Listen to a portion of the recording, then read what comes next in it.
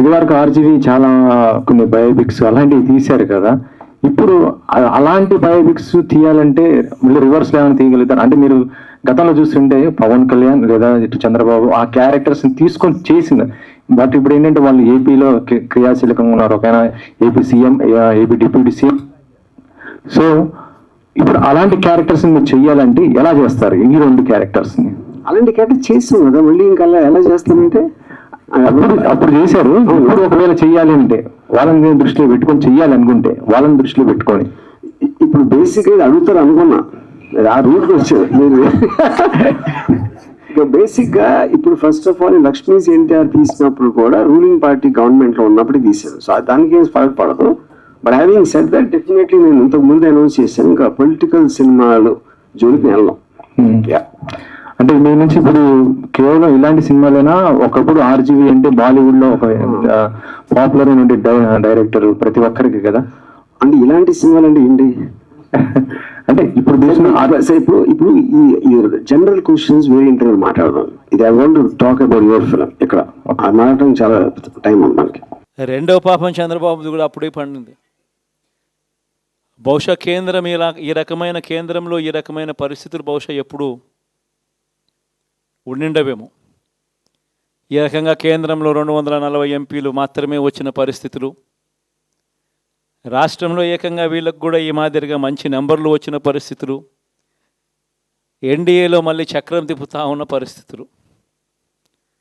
ఇలాంటి పరిస్థితుల్లో కూడా ప్రత్యేక హోదాను అడక్కపోవడం చంద్రబాబు చేసిన మరో పాపానికి కూడా మరో నాంది. ఇలాంటి పరిస్థితుల్లో కూడా ప్రత్యేక హోదా మనం అడిగి తెచ్చుకోలేకపోతే రాష్ట్రంలో ఏ ఒక్క యువకుడు కూడా క్షమించడు చంద్రబాబు నాయుడు. మనం కొంచెం ఈ పాపాలు పండేదాకా మనం గట్టిగా దీన్ని నిలబడగలిగితే, ముందుకు తీసుకొని పోగలిగితే ఈ పోరాటాన్ని ఆటోమేటిక్గా శిశుపాలని 100 పాపాలు ఫాస్ట్గా ఎరోడ్ అయిపోతాయి.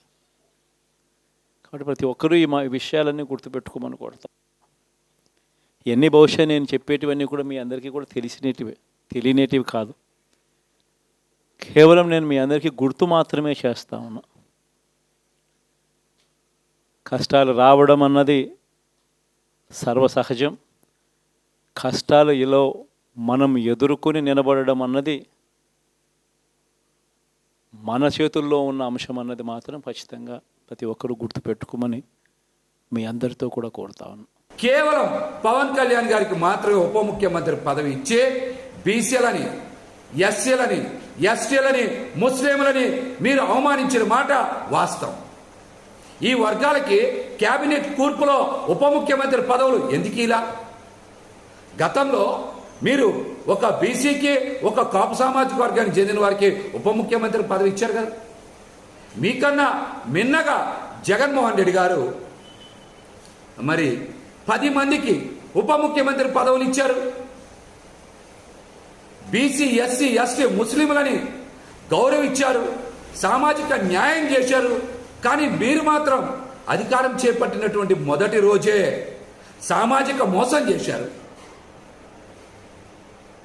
బీసీ, ఎస్సీ, ఎస్టీ, ముస్లింలకి ఎందుకు ఉప ముఖ్యమంత్రి పదవులు ఇవ్వలేదో, బీసీ, ఎస్సీ, ఎస్టీ, ముస్లింలకి ఎందుకు ఉప ముఖ్యమంత్రి పదవులు ఇవ్వలేదో మీరు ఈ రోజున రాష్ట్రంలో ఉన్నటువంటి ఈ వర్గాలందరికీ కూడా సమాధానం చెప్పాలి.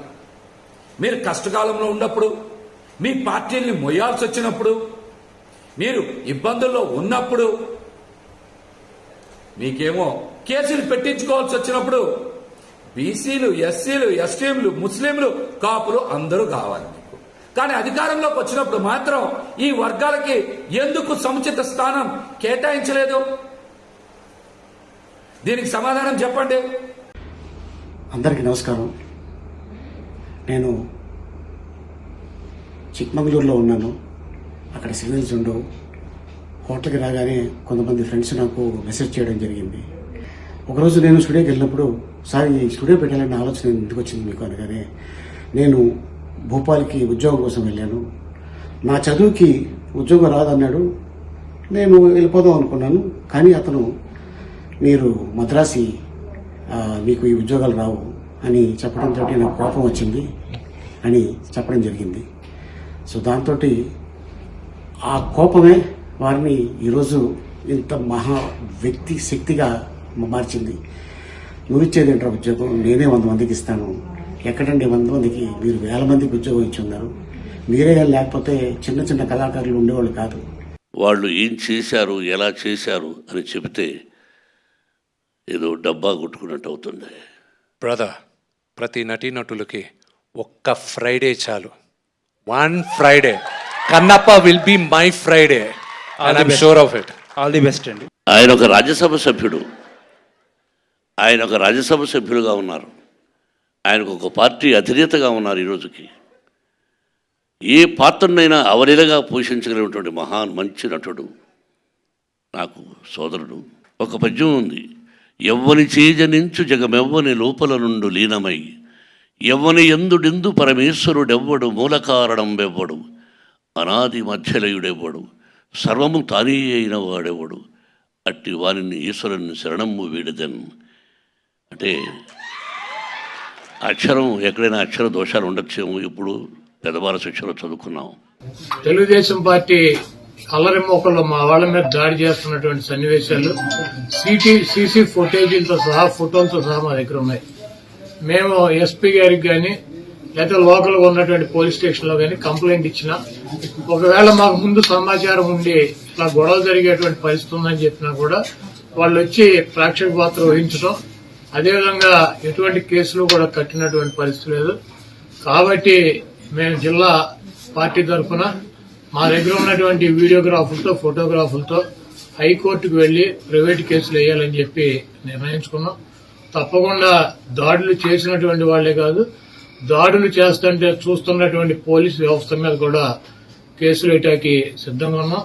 అదేవిధంగా వైఎస్ఆర్ కాంగ్రెస్ పార్టీ నాయకులకు కానీ, అదేవిధంగా కార్యకర్తలకు కానీ ఎటువంటి భయం, ఆందోళన చెందాల్సినటువంటి అవసరం లేదు. రేపు 2 రోజుల్లో జిల్లాలో ఉన్నటువంటి ముఖ్య నాయకులందరం కలిసి ప్రతి నియోజకవర్గానికి వెళ్లి దాడులు చేసినటువంటి వాళ్ళ ఇళ్లకెళ్లి ధైర్యం చెప్పేటువంటి కార్యక్రమం చేస్తాం. దీనికి జగన్మోహన్ రెడ్డి గారు కూడా మీరు ఎట్టి పరిస్థితుల్లోనూ కార్యకర్తలు కానీ, నాయకులు కానీ జరుగుతున్నటువంటి దాడుల్ని మీరు చూస్తూ ఊరుకోవద్దు. పార్టీ అంతా యాక్టివ్గా ఉండి అందరూ ఒక వేదిక మీదకి వచ్చి వాటిని తిప్పి కొట్టాల్సిన అవసరం మన మీద ఉందని చెప్పి ఆయన కూడా చెప్పారు. కాబట్టి పోలీసు వ్యవస్థ ఒక అసమర్థమైనటువంటి వ్యవస్థగా ప్రేక్షక పాత్ర వహిస్తున్నటువంటి ఈ పోలీసు వ్యవస్థకి మరి మా నుంచి ఈ తెలుగుదేశం పార్టీ గోండాల నుంచి మా పార్టీ నాయకుల్ని, కార్యకర్తల్ని కాపాడుకోవటానికి మేము కూడా 2 రోజుల్లో రోడ్డు మీదకి వచ్చి ఎక్కడైతే మా వాళ్ళ మీద దాడులు జరిగినాయో, ఎక్కడైతే మా వాళ్ళని ఇబ్బంది పెడుతున్నారో ఆ ప్రాంతానికి వెళ్తాం. ఆ కాన్స్టిట్యున్సీకి కానీ, ఆ జిల్లాకు కానీ సంబంధించినటువంటి నాయకులందరూ కూడా పాల్గొంటారు. ఆ నియోజకవర్గంలో ఉన్నటువంటి లీడర్స్ కానీ, కార్యకర్తలు కూడా పాల్గొంటారు. తప్పకుండా లా అండ్ ఆర్డర్ ఇష్యూస్ కనుక వస్తే దానికి పోలీస్ వ్యవస్థే బాధ్యత వహించాలి. ఇవన్నీ మీరు నోట్ చేసుకోండి. ఎంత బరి తెగింపు! మీరు మేము వచ్చి మిమ్మల్ని కలుస్తాం, కలిసాక కూడా మీరు మేమేం చేయలేమండి, చంద్రబాబు మమ్మల్ని ఏం చేయొద్దనని మీరు చెప్పేశారనుకోండి, ఇంకా సంఘాలు జరుగుతున్నాయి, మా మీద దాడులు జరుగుతున్నాయి, చేయగలిగేది ఏముంది? అందరిళ్లలో కారాలు ఉంటాయి, అందరిళ్లలో కత్తిపేటలు ఉంటాయి. ఏం చేయగలరు? తిరుగుబాటే కదా. ఇళ్ల మీదకి వచ్చి పోనీ మేమేమన్నా ఎవరి దగ్గర తాయి గొడవకి వెళ్తే పోనీ కొట్టారంటే అర్థం ఉంది. ఇంట్లో ఉంటే, ఓడిపోయి ఇంట్లో ఉంటే కార్యకర్తలు ఎవడెవడైతే బలంగా పనిచేశాడో వైఎస్ఆర్ కాంగ్రెస్ పార్టీ కోసం వాళ్ళ మీద దాడులు చేయటం, బరి తెగించి ఇళ్లకెళ్ళి ధ్వంసం చేస్తుంటే, దౌర్జన్యకాండ చేస్తుంటే, పోలీస్ ప్రేక్షక పాత్ర సాక్ష్యం ఉండి పక్క నుండి చేయిస్తుంటే ఎక్కడికి తీసుకెళ్తున్నారు అనేది కూడా ఆలోచించుకోమని చెప్తూ ఖచ్చితంగా రేపు కానీ ఎల్లుండి కానీ ఎస్పీ గారు అపాయింట్మెంట్ అడిగి 7గురం కూడా మేము ఎస్పీ గారిని కలిసి ఆయన్ని మాట్లాడదాం అనుకుంటున్నాం. ఇవన్నీ కూడా అంటే ఇప్పటికైనా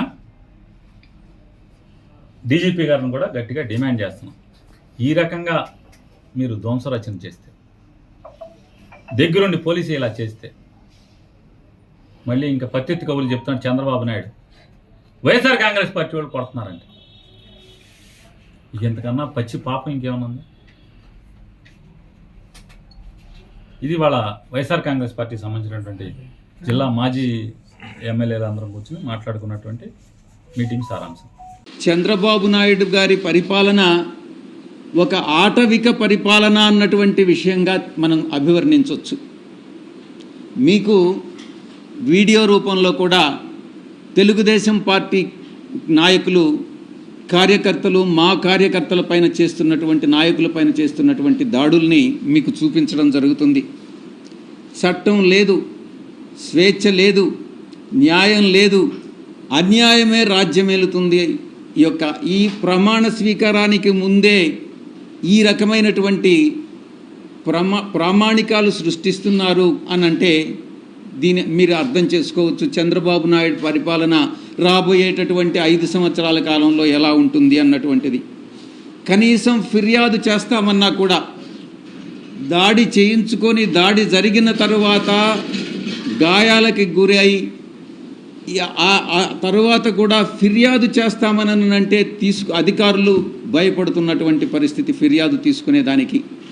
ఇది చంద్రబాబు నాయుడు పరిపాలన. ఈరోజు రాష్ట్రాన్ని అత్యంత భయానకమైనటువంటి వాతావరణంలో ఈరోజు చంద్రబాబు నాయుడు ప్రమాణ స్వీకారానికి ముందే నెట్టడం జరిగింది.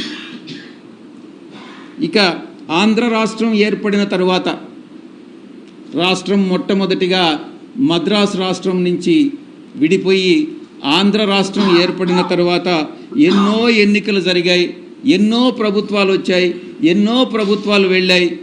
కానీ ఈ విధంగా ఎన్నడూ లేని విధంగా ఎన్నికల తర్వాత హింస చెలరేగడం అన్నటువంటిది ఈ యొక్క చంద్రబాబు నాయుడే నాంది పలికాడు అన్నటువంటి విషయాన్ని నేను మీకు తెలియజేస్తా ఉన్నా. ఎన్నికల కోడ్ వచ్చిన తర్వాత వైఎస్ఆర్ కాంగ్రెస్ పార్టీయే లక్ష్యంగా, పార్టీ శ్రేణులే లక్ష్యంగా కొనసాగినటువంటి దాడులు ఎన్నికల ఫలితాల తర్వాత కూడా కొనసాగాయన్నటువంటి విషయం మీ అందరికీ కూడా తెలుసు. ఇప్పుడు ఆపరేషన్ లేకుండానే మోకాళ్లకు ప్లాస్మా ట్రీట్మెంట్. మీ ఆర్థోపెటిక్ సమస్యలన్నిటికీ రోబోటిక్ టెక్నాలజీ ద్వారా తక్కువ ఖర్చుతో శాశ్వత పరిష్కారం. Free consultation. ప్రతి ట్రీట్మెంట్ పై 20% డిస్కౌంట్. ఈ ఆఫర్ కొద్ది రోజులు మాత్రమే. త్వరపడండి. V9 hospitals 9281465842.